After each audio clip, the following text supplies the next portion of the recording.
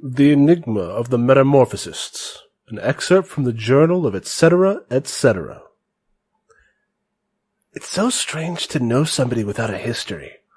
The elven scientist, Mr. Emerson, a name I can only imagine to be a pseudonym, seems to have sprouted from the ether with nary a root to be found roughly 15 years ago. The prevailing notion amongst the party guests is that Emerson once worked or perhaps directed an asylum for the magically afflicted, or was part of an expedition that handled ley line burst cleanup and saw something, experienced something that inspired him to attempt to completely reverse the prevailing scientific and societal notions about the hazards of behemoth blood and their effects. No one knows his original name, and even the crows can't tell me anything about him.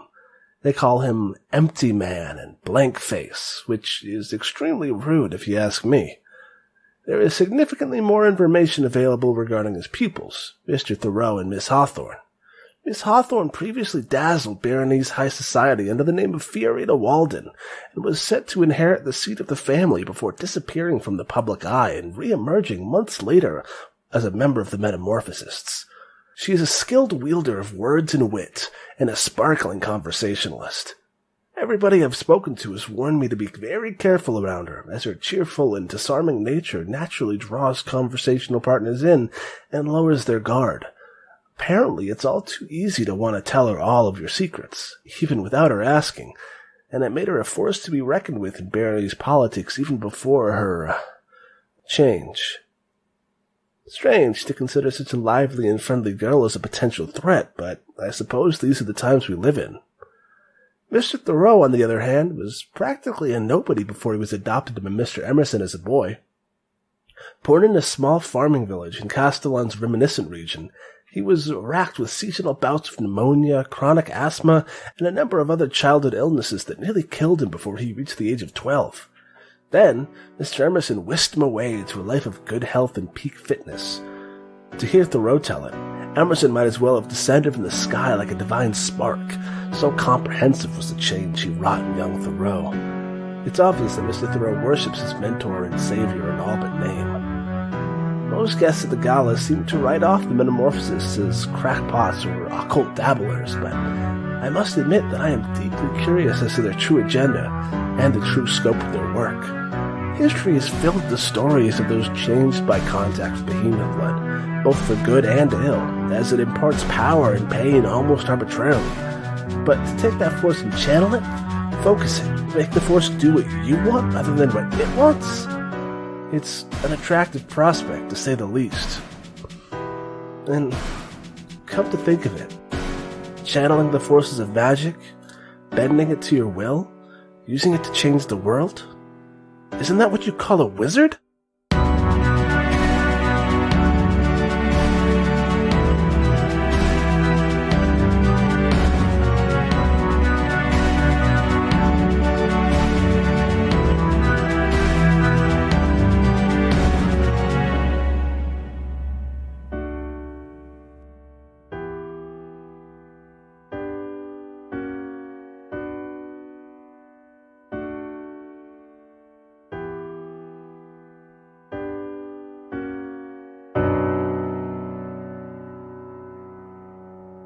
I want to make sure that you understand, Maphorn.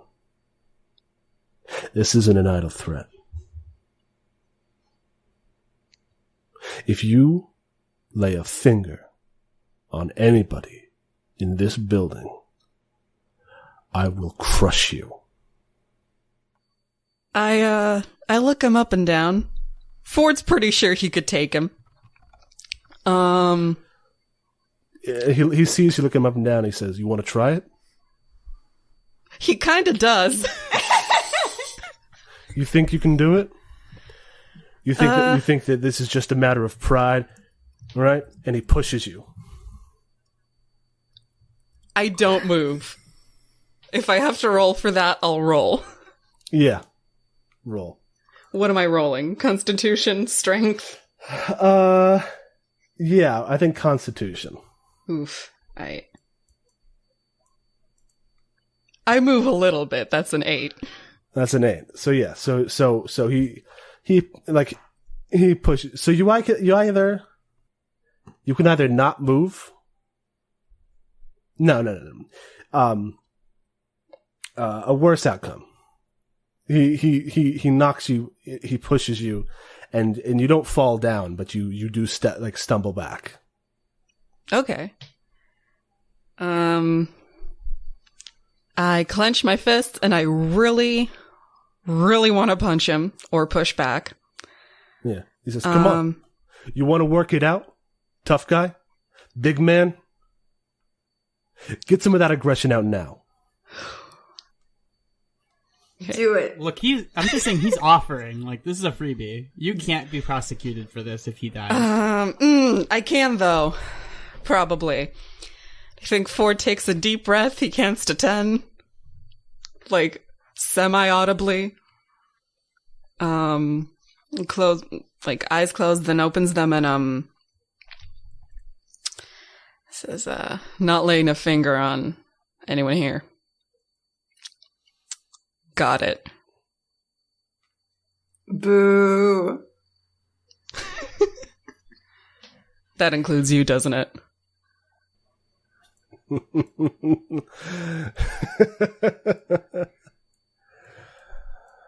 Boy, you would break against me like the waves.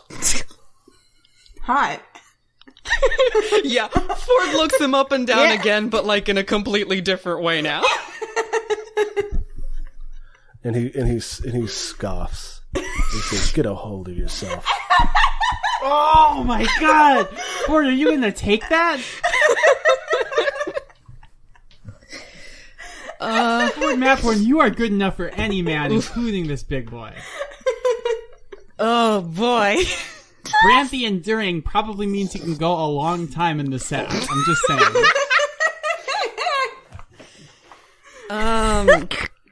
Okay. Roll seduction.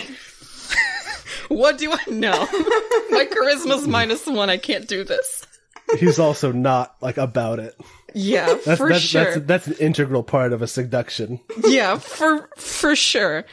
I think Ford comes up to him, claps him on the shoulder, and is like, "Yeah, don't worry, I got the message." I should hope so. If you're saving the world, you got to have a little discipline. Then he walks out the door. Fuck. Is there like a gym in this place? No. Well, let me punch a tree. Let me look at my notes about the gala and see if there's a location. If there's no gym, again, is there a tree somewhere secluded outside? There has to be.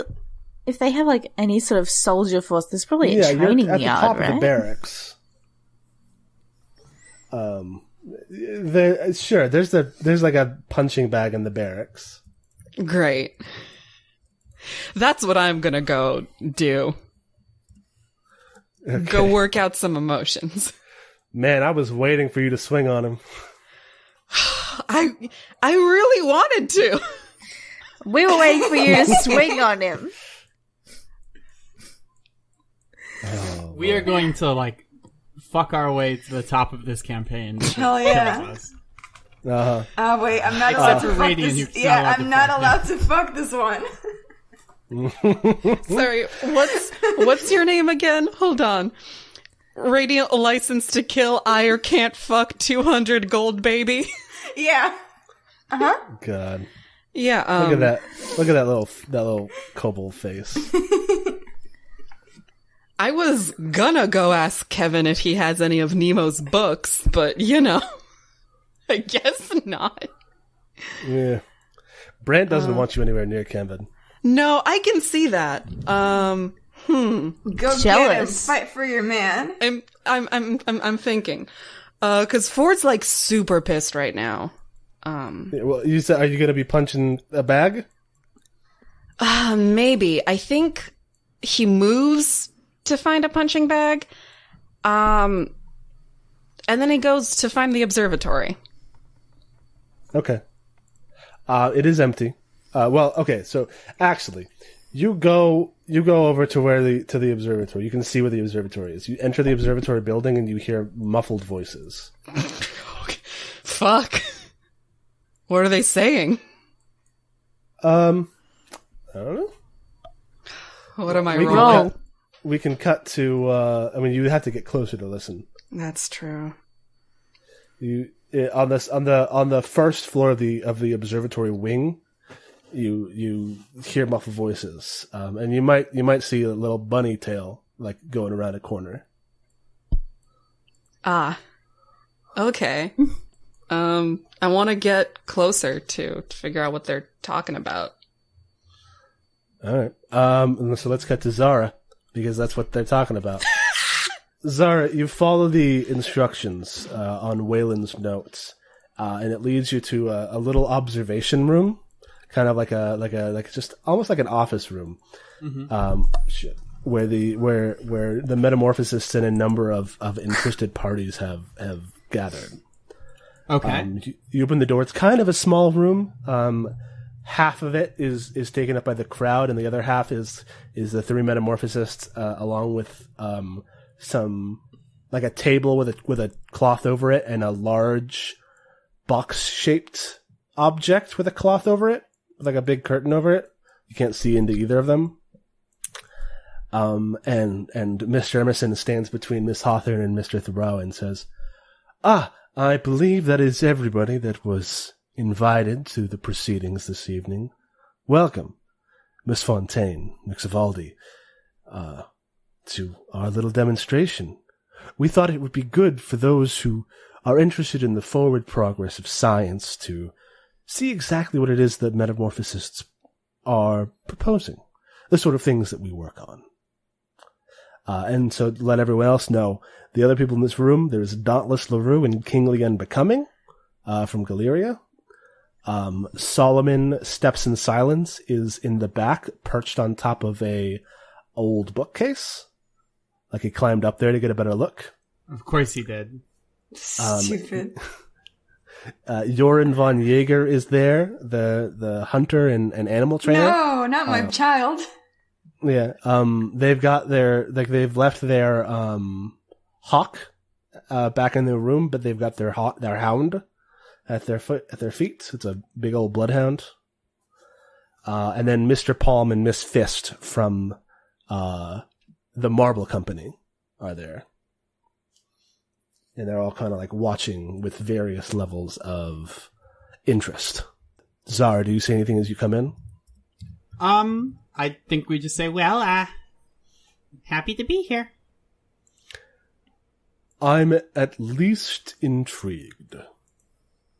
Oh, by the way, I've put away my emitter glove. Okay. I've recalled it. Weyland steps in and realizes that they're standing in front of Jorn, and they say, "Oh, my apologies. I'm very large. Why don't you stand in front of me?" And Jorn goes, "Okay." And they switch spots, and like a shuffle in this kind of cramped room.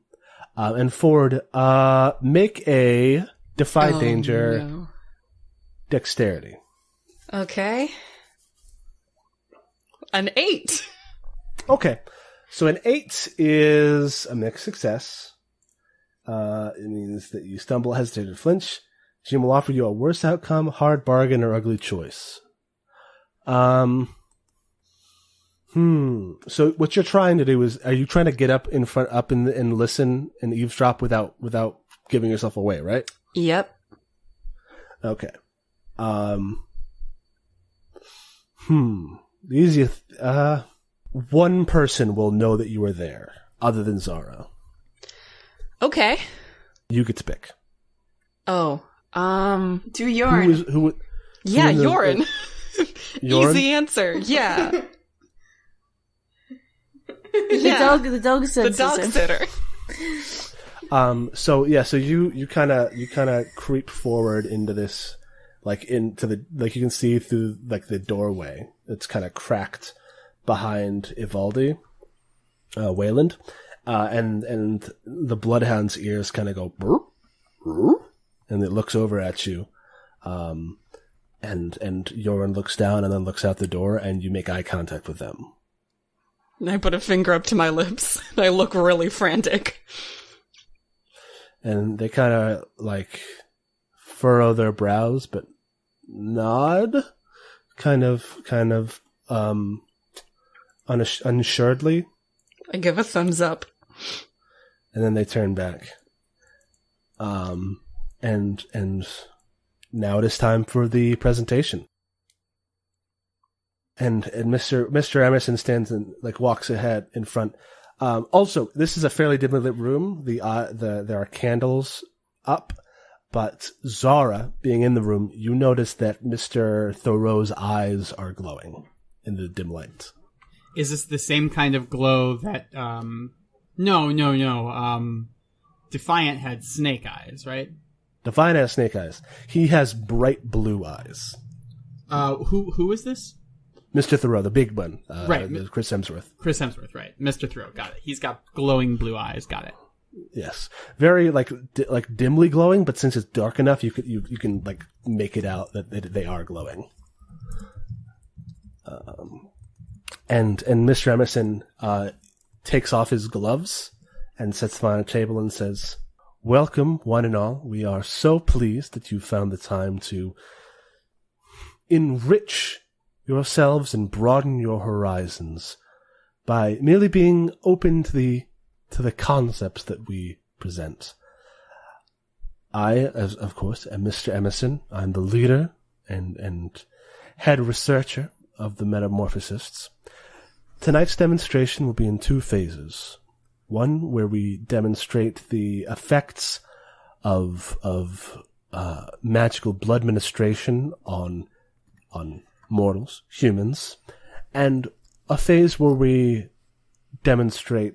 showcase really exactly how far one can push this science.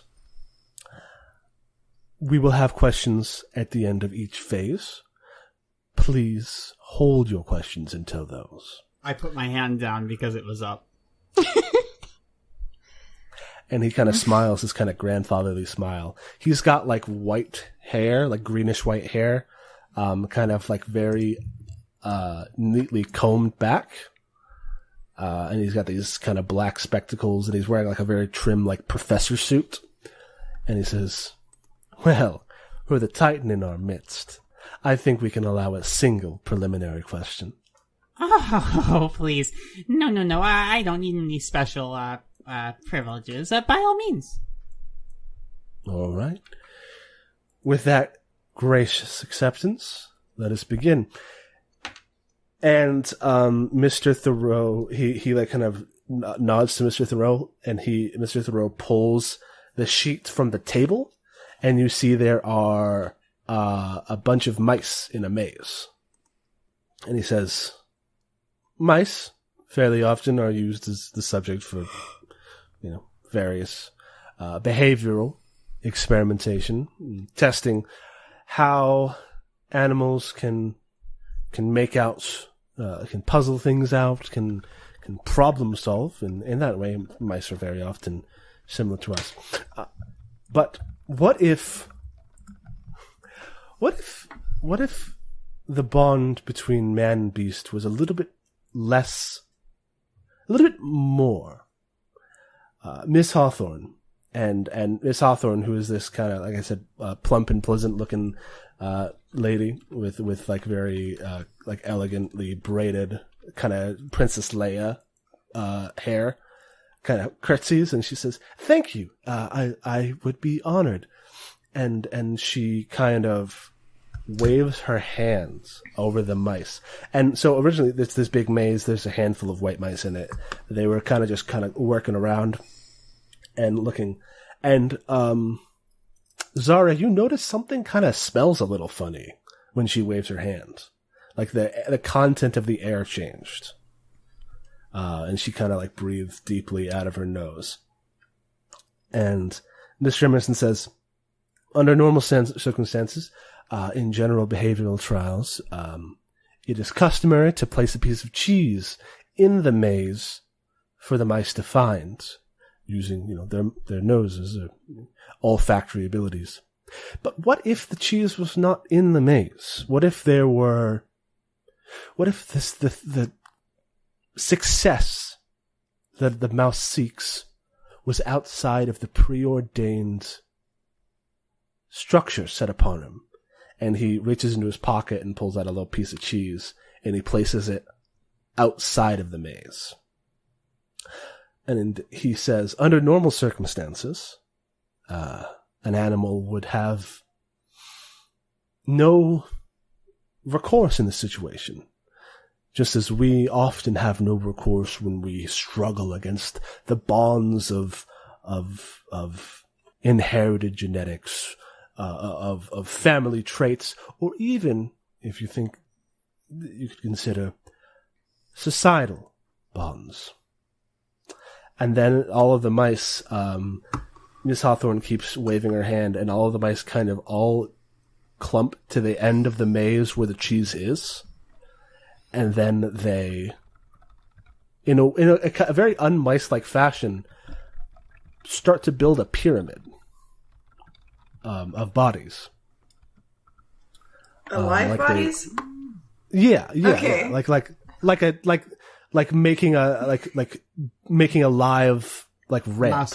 Mouse pyramid, yeah. Ramp. Yeah. A mouse. Has everyone seen World War Z when the zombies get over the wall? World War Z. I'm also, since we're doing goofs right now, I want to say my goof, which is that Mr. Emerson is Gendo Ikari confirmed. Yeah. Duh. Oh, thank you, though. God, you have no idea. And anyway, so Miss Hawthorne kind of raises her hand up, and the content, the olfactory content of the room changes again, and the mice, one of the mice clambers up over the top of the wall. They get out, and picks up the cheese, and he says, in very similar fashion, we of the Metamorphosists have likewise broken through our own societal and conventional bonds. But, like the mouse, we care more about our own freedoms. It's important to bring the spoils to everyone. And the mouse looks like it's about to pick up the cheese and start nibbling, and Miss Hawthorne kind of wiggles her finger and it stops. And it puts the cheese in its mouth but doesn't bite down, and climbs up onto the side of the maze again and drops it in amongst the mice. And Mr. Emerson picks up the mouse outside the maze. It was trying to climb back in, but was unable to because it didn't have its friends on the outside to bring it up. And he says, even though I myself am immune to the effects of blood menstruation, I like to think of myself as similar to this mouse. The most important thing is that I bring the future to you. And one of them says, Solomon says, that's just a trained mice trick. Yeah. You just trained the mice to do that. And Mr. Emerson kind of sighs and he says, maybe.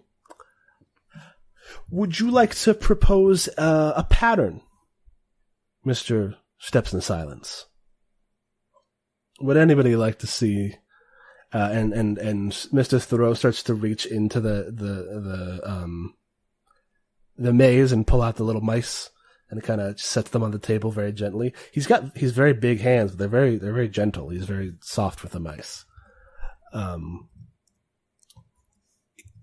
Miss Hawthorne's ability allows her to interact with animals on an empathic level with the use of pheromones that she has developed the ability to project. Maybe something a little bit more improvisational then. And Solomon says, make him do a triangle. That's just a pyramid horizontally, Solomon. Use your head.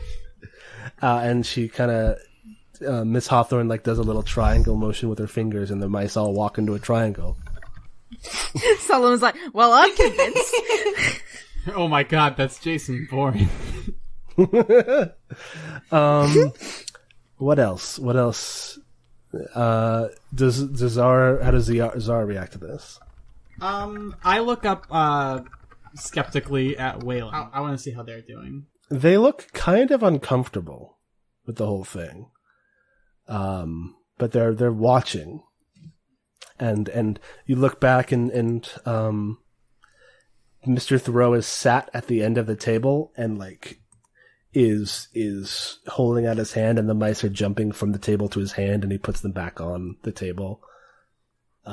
So what you're saying is that Miss Hawthorne developed this idea to communicate with these animals using your techniques? Yes, Ms. Fontaine. Ms. Hawthorne had a very particular way about her. Even before we began treatment, she has a sort of commanding presence. Some of you who've been in Berenice politics already knew her as, in her previous name, that she was a very skilled stateswoman. And in this way, our initial trials into blood administration often, well, they fulfill dreams, really. Miss Hawthorne wanted to be better with people, wanted to help and be better at convincing things to do things, and she developed these pheromone abilities.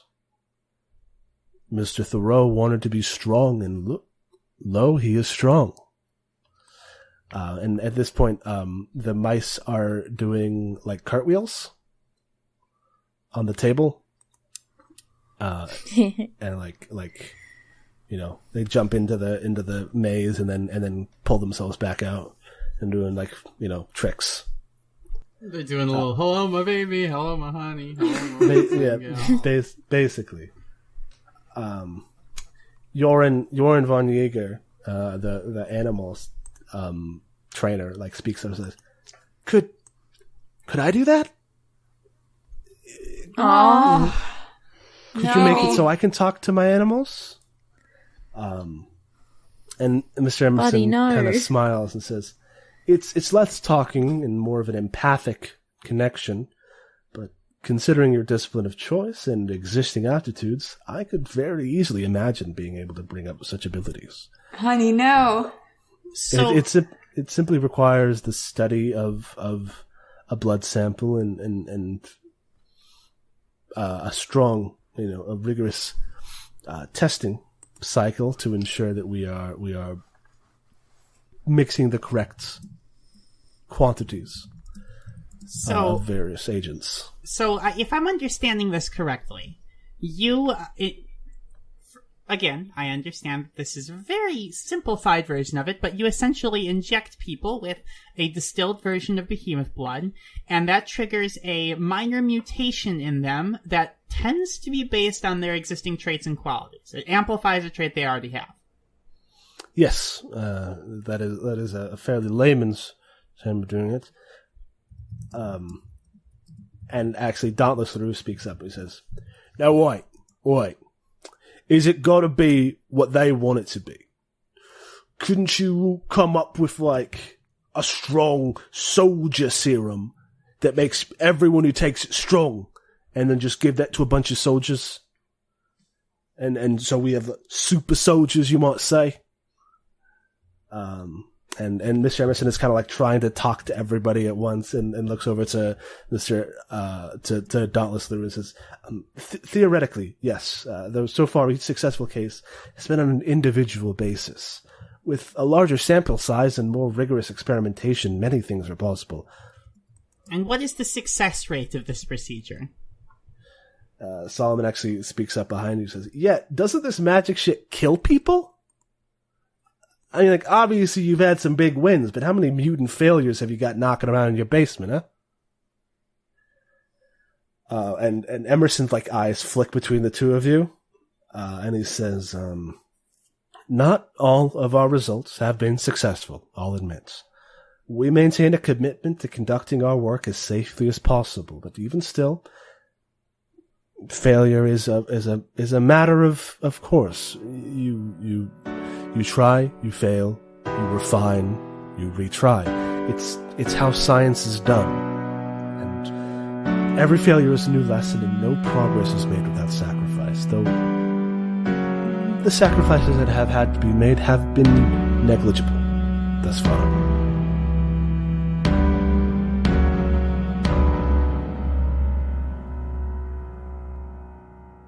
Hello, and thank you for listening to Roll Dice and Cry. I'm Zachary, your friendly neighborhood GM, and this is episode 35 of On the Shoulders of Giants.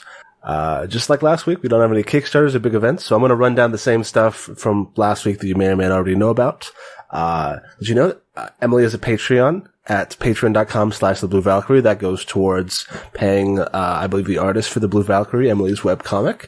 Mari has a Patreon, patreon.com/marinskus. That goes towards supporting Fairytale, her webcomic, and also gets you access to Inherit the Sun, a brand new webcomic that she's doing that's patrons only, but I believe she's got a tier, or a goal that when she hits it, will start to put out, Inherit the Sun for the public. So if you want to be a part of that, definitely look into it. As referenced before, Mari's got a webcomic, fairytale.com, about, was it a fairy tale? Webcomic about fairies and their tails, and mostly their wings. They don't have tails, I don't think. Blue Valkyrie comic.tumblr.com is the Blue Valkyrie is a superhero comic by Emily Riesbeck, our very own Emily Riesbeck. You can also get the Celestial Armature Frame expansion for Dungeon World, which is a little homebrew hack that Emily and I wrote. That's on DriveThruRPG if you want to get that. Also, all the music on the show feature on the show is either by me or by Harkin. You can find all the music at rolldiceandcry.bandcamp.com. You can also find Harkin's music at h3rken.bandcamp.com. We have one review today. It is actually the last review we've got in the barrel, so either some more reviews come in, or I'm going to have to figure out something else to talk about during these interludes. This one is also very nice.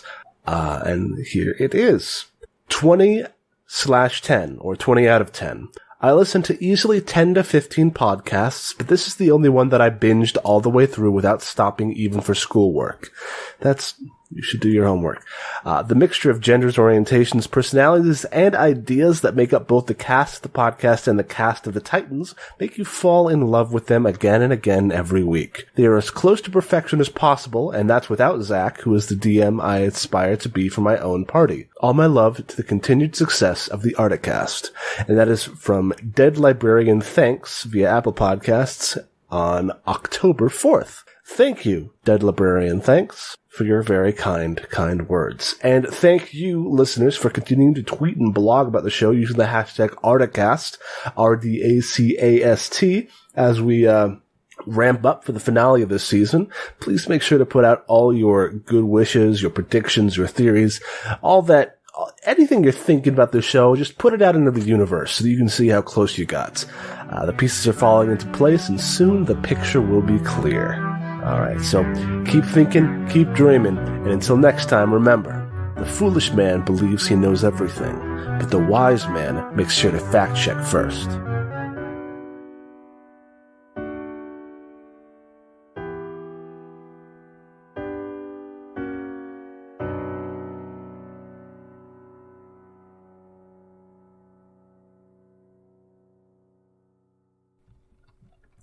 You don't have a radiant here. I understand. Solomon doesn't goes pfft, and doesn't look. That's my boy. Or convinced. And Emerson kind of straightens his tie and puts his glasses back on his nose, and he says, "Regardless, even beyond individual blood administration success stories, we have had success in other avenues of genetic experimentation as well. There are many beasts throughout history, throughout mythology, have been created through accidental or freak exposure to behemoth blood. But it is also possible to manufacture such circumstances to create entirely new forms of life. And he kind of nods, and Miss Hawthorne kind of does like a show, like a game show, like flourish at the big box, and then pulls it down, and it's a big cage. And inside of it is a big creature. It has a beak, but also fur. It's very large, but it's sitting down and looks pretty calm right now. It's got long feathers on its arms, but it has clawed paws on its feet. And he says, "Ladies and gentlemen, and others, allow me to present the owlbear." And it goes, "Rah!" It does, huh?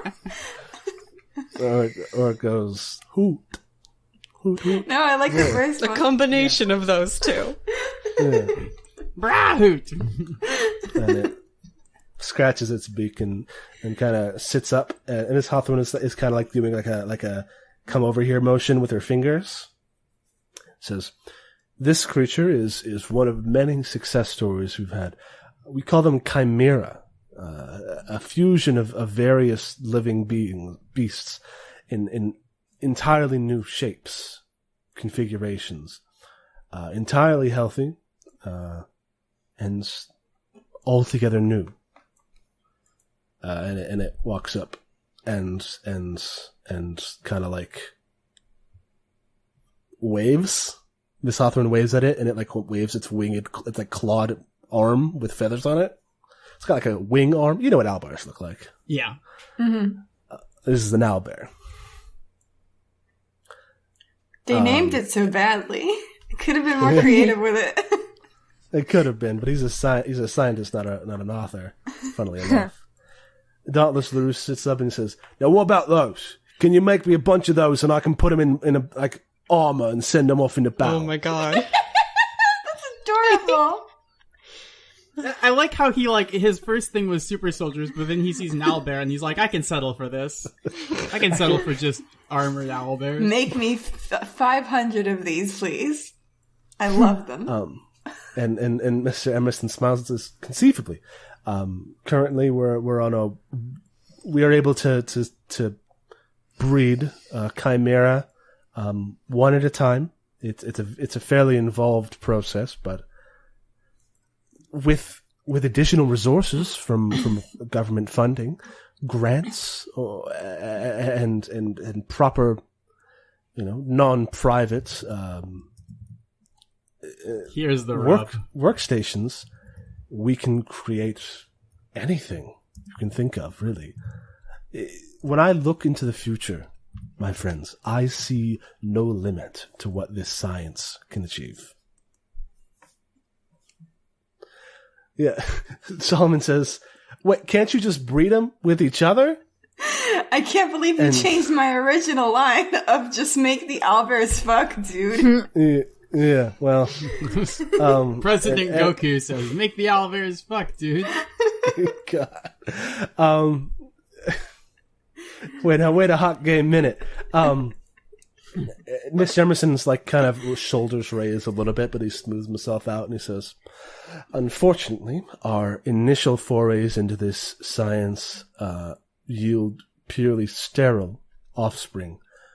Another unfortunate side effect that we will assuredly find a way around, should we have the reason." Does the sterility affect mortal test subjects as well? Mr. Thoreau kind of laughs and he says, "I don't know, I haven't tried yet." Can you fuck, though? That's an actually reasonable scientific question. I will not be kink shamed for that. So you can take your kink shaming and shove it up your ass. Mr. Thoreau says, "Not that we've been able to observe. Probably we imagine because mortal human subjects were extant before creation. Most of our chimera are created in the lab rather than born and raised and then modified. But even if Mr. Thoreau were to reproduce, we have no way of knowing yet if his abilities were to pass on. Silence. Complete silence. The only thing I wanted to say is get that nut, and I didn't think it would be appropriate.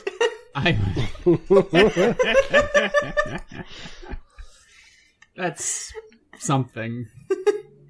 Mm-hmm. You look around, and it looks like Dauntless Leroux is interested. Kingly Unbecoming looks like he doesn't give a fuck. Yorin is super interested. No. And Mr. Palm and Miss Fist look bored. What about Weyland? Weyland doesn't look happy, but they don't look like upset. They're just like they're not into it. Could we have a moment, please? Certainly. This was, the end of our demonstration for the most part, beyond questions and any additional details that anybody might be interested in. But feel free to... I didn't realize it was the end. I thought this was the end of, part one. No, part one was the mice, part two was the owlbear. Got it. Okay. I'm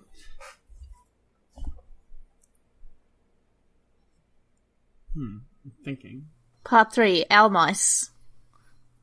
Mr. Thoreau says, "Do y'all want to see this guy break a door in half? He can do it." And he points at the owlbear. Yes. I don't think any of us doubt the creature's strength. I kind of want to see it, though. What's your... I understand that this is all very impressive, Mr. Emerson.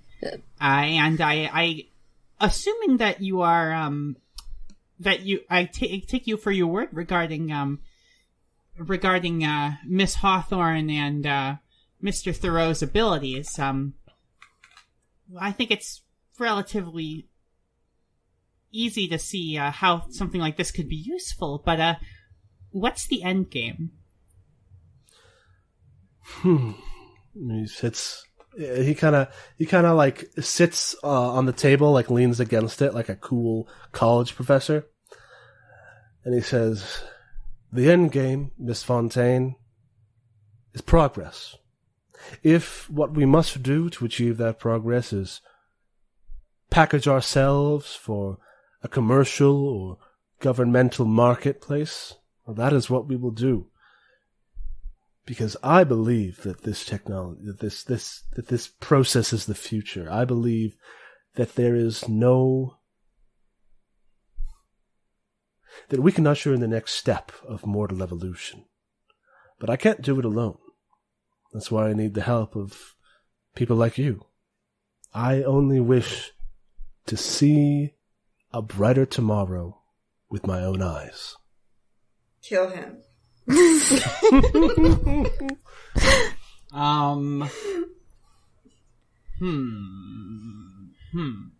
I don't think... Oh, you know what? Why don't you roll discern reality or something to see if he's I don't know. Yeah, maybe. That might be a good idea. Yeah. You know what? I say to Mr. Emerson, do you mind if I do a little examination? Of what? Of the owlbear and maybe of Miss Hawthorne, if you would be okay with it, ma'am.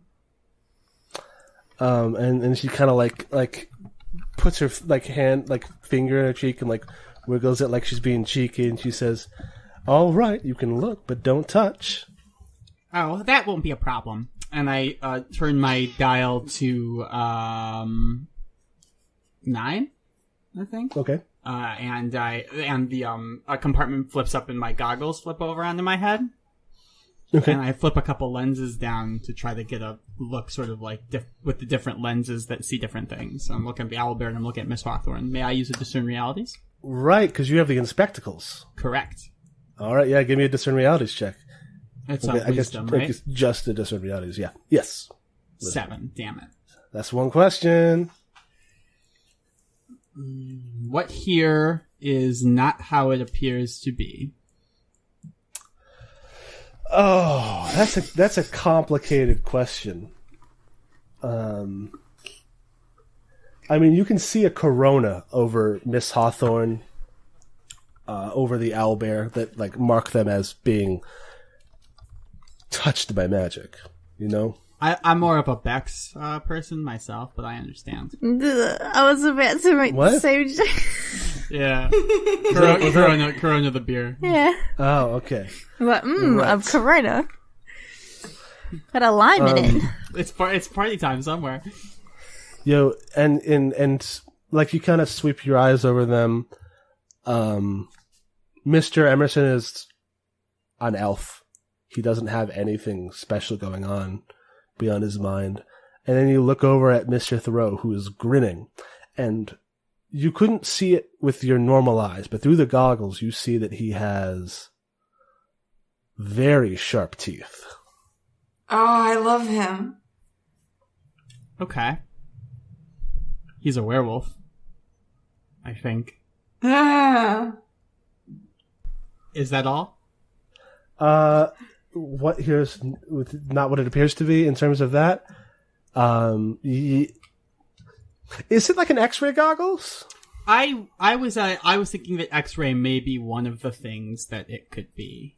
Okay, you see also something, you like kind of sweep the room. Mr. Mr. Palm, the orc that works for Marble, he's kind of a big pudgy guy. He's got a big belly. And you look and you realize that that's mostly padding, and you see multiple pistols around his waist. Badass. Yeah. Can I do, is it possible for me to do a little sweep around without being too obvious?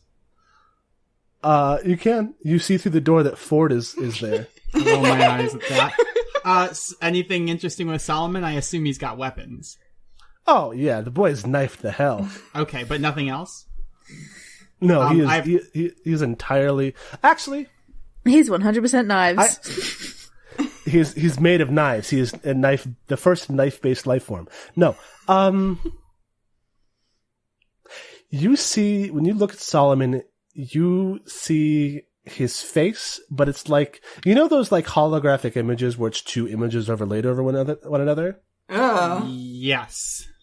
You see his face, and you also see his skull. Ooh.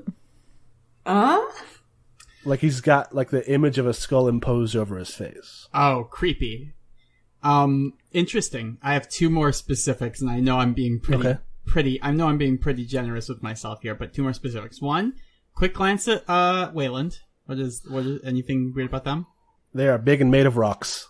Oh, cute. All right. I really want to date Weyland. And then one last thing as I'm going around, and I think that this is because Zara, suspicious of this whole thing. Why do you want the Titans here? There's a specific reason. So, with my little X-ray specs on, I'm just going to take a quick glance. Do I notice anything weird about anybody's heart? Maybe any little black spots or something that might... What, are you trying to put here as evil? In there? No, I'm trying to see if any of these people have a corruption stone in them. Okay. No, none of the people here. Okay. You do see one last thing. The gold, what people had assumed were gold knuckle dusters hanging from Dauntless Leroux's belt are actually gold leaf around lead. Ooh. Fun. Okay. So he's got lead knuckles hanging from his belt. I press a button and the goggles like flip off of me and like go back into their compartment. Okay. And I say, well, thank you for indulging me. This has been a very interesting demonstration, Mr. Emerson. And Mr. Emerson smiles and he says, Miss Fontaine, I'm so glad to hear that. Yeah, I would like to leave with Weyland. Okay, doke. You leave with Weyland. I scramble away from the door. Yeah, Ford, you fucking book it around the corner, or no, into this like closet next to the door, as you hear like people shuffling off. Czar, we're gonna follow you in a second. Sure. But Ford, like you hear people walking off. You hear like Emerson going, I think that went very well. And you hear Thoreau going, "Oh, Mr. Emerson, you fucking rocked it. You were so good.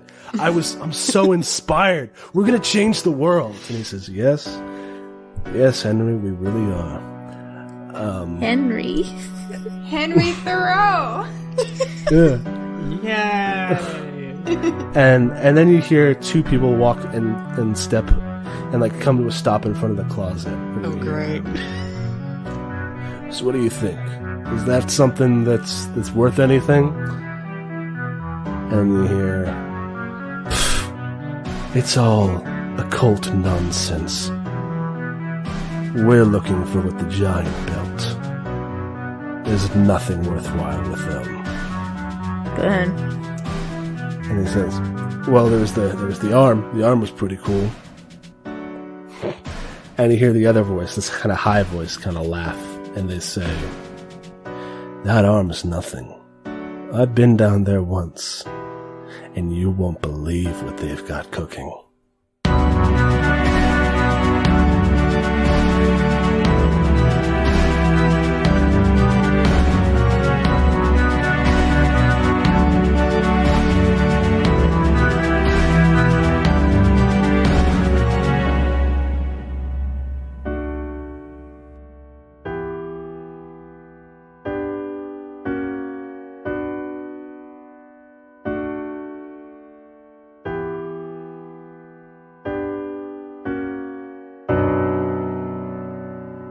Hey, do we want to real quick go through end of session moves because we haven't done them in a while? Sure. What do we have?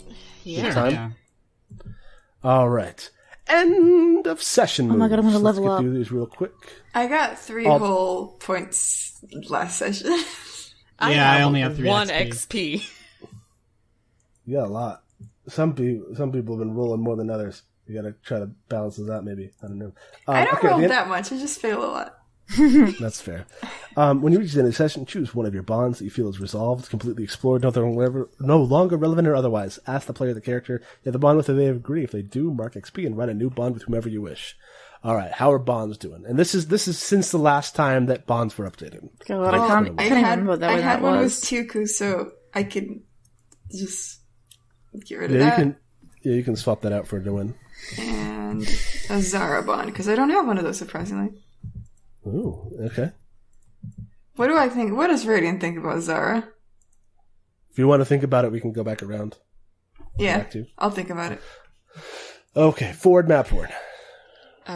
My bonds I'll still track. I trust Adeline entirely. Zara's inventions could be useful to me. I want her to help me get a closer look at the stars. And Radiant in his adherence to the precepts of Cella puts lives in danger. He is ruthless and cold-blooded. Actually, I think I could change my Zara one now that I'm like reading these aloud. Okay.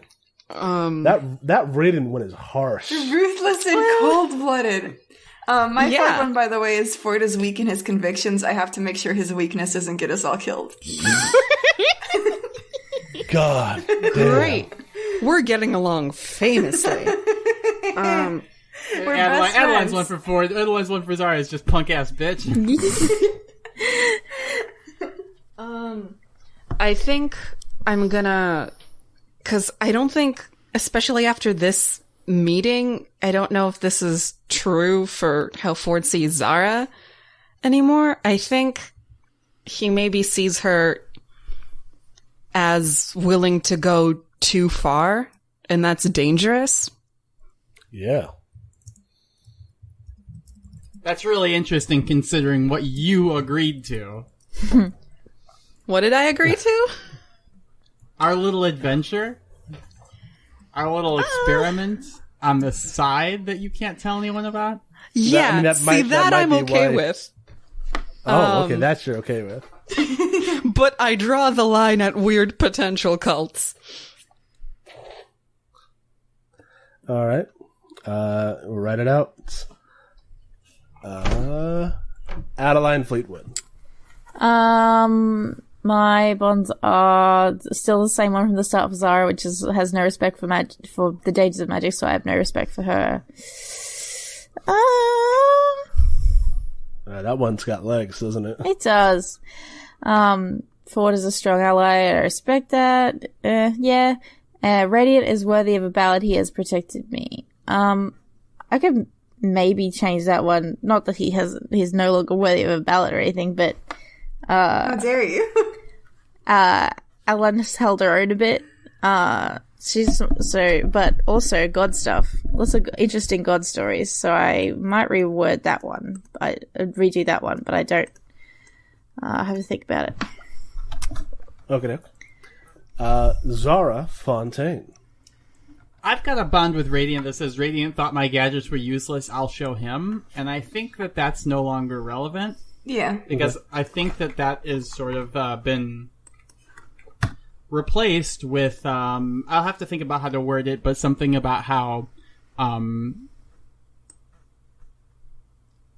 Radiant's adherence to tradition, or Radiant's adherence to his religion, stifles him from seeing the potential in my scientific pursuits. Ooh. Huh. I actually think that might be it. Alright. Hell yeah. Nobody likes each other. I like you. I know. Makes me sad. I like Adeline. Yeah, me. I like Ford a lot. In fact, I do like Adeline. Adeline. I also like Radiant. It's just he's a dumb shit. No offense. Oh, Brian. by the way, my new that's on Zara purpose. bond. I wrote it as out as Zara's too naive and willing to go too far for science. This could get her killed. Yeah, I can see that. I also have a new Zara bond. Okay. It is Zara can be useful to the team, but needs to be kept an eye on. Oh boy. Okay. Everyone's just like pointing at Zara like, I don't trust like that. Once bonds have been updated, look at your alignment. If you fulfill that alignment at least once this session, mark XP. This session, the last few sessions, you know how it be. Sure. I feel like defended... Sorry, go. Sorry. No, you go. I feel like I've proved the value of my inventions to others because the people of the Bastion are using my inventions, and also so are my fellow Titans. Uh-huh. Yay. Oh, yeah. Let me argue this. Okay.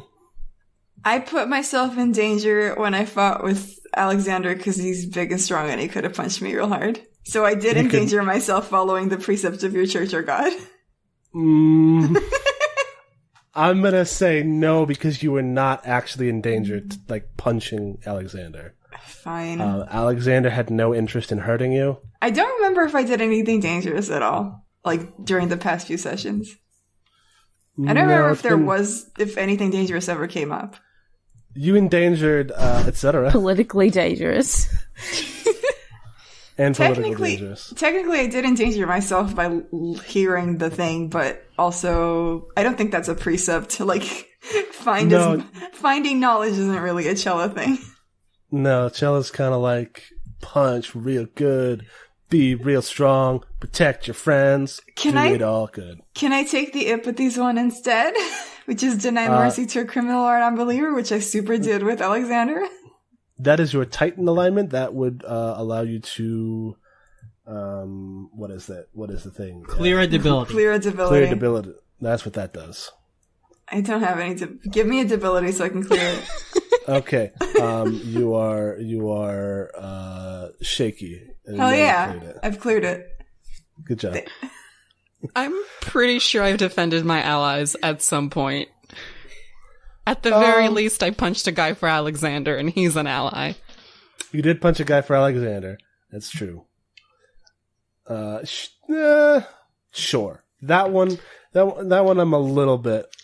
Let me make this argument. Back when with Mr. Marble. Yeah, no. I was saying that that I'm good with the Alexander one. Okay. This time. Yeah. Wait, does taking the brunt of the Mr. Marble deal count as endangering myself? Not yet. Yeah, I wanted to know if that counted as defending my allies. No. Damn. I'm sorry. Radiant, you're probably going to level up anyway, so. I know. I just want to do it faster than everybody else. You're winning. You already are fast. I know. Yeah. What level are you? What level are you? I'm 4. Are you kidding me? I'm I'm level 3. 3. Yeah, that's what I'm talking about. I'm 3 with 3 XP. I have 5 XP at level 4. Anyway. My thing is discover something about a magical mystery, which I think I did not just because the stuff happened, but because I was actively trying to find stuff about that book. I was doing the alignment. You did the alignment. Yes. All right. And then now, you got 3 questions. Did we learn something new and important about the world? Yes. Yes, bitch. Yeah. Yeah. For sure. Like what? What, The Titans chain Chella. yeah. There's a big head in the basement. Wait, what? The robot. The AI. My Oh wife. fuck! I thought you meant like in Weyland's basement, and I thought I missed like a big thing because I know that Weyland's probably cooking up something pretty big. You don't know if there's a big head in a Wayland's basement. Ooh, I suspect that they're making a calf. lure Weyland to the Oh. island with the promises of AI. Oh yeah, but then what if the AI and Weyland date and then I can't? It's true. Polyamorous trio, perfect. Yes. Perfect. Also, like, us as players, we learned more about Baron and shit that we didn't know about before. Yeah. True. We learned about the spice also. We learned about the mechanical arm. We learned about we learned that Santana Fantastic exists. We learned that Ford punched Owlbear. Skrillex. We learned about Kevin. Oh, We learned That's about the definitely Metamorphosis. important. we learned so many things. Next question. And so many things. It's a lot of revelations. Did we overcome a notable monster or enemy? Ourselves. I mean, Adeline Our overcame indie her demons. mom. Adeline overcame Adeline over. dating the I was monster. gonna say, Adeline overcame useless lesbianism. Yeah, truly. You also maybe overcame a whole bunch of Galerians, kind of. I don't know if we earned this Listen, one. if you're gonna give us XP, I feel, then please. yeah. I mean, you can give that to us, but I feel like I was Yeah. on the Galeria side on Yeah. that one. That's true. I mean, at the very least, I overcame my desire to punch the dude that confronted me. Punch so. and or And fuck. fuck. Oh. I overcame the desires to fight and fuck. I think that's pretty. Don't give it to I us. think that's notable. Nope. All right. So then the last question is, did we loot a memorable treasure? No. We got clothes. Does the We AI all got count? we got free clothes. Sorry, I'll was never that, I'll never forget those clothes. I mean, I'm thinking about the sweet tux that Zara has all the time constantly. Yeah, me too. You did find Pandia. That's but I not guess looting. You just found that. Yeah. I built some inventions for people. That's still not looting. I really should have written some custom things for this. Custom XP triggers. We need to go into more dungeons. Yeah, that's the thing. Next season of On the Shoulders of Giants, I'll have better XP triggers. All right. So now everyone goes to sleep. Yes. And we come back later. And a bitch leveled up. And then we think- clap. I think Adeline leveled We up. do clap. I forgot. Yes. I didn't level up. Oh, poor Radiance. Life is so hard. And they didn't At level up to 4.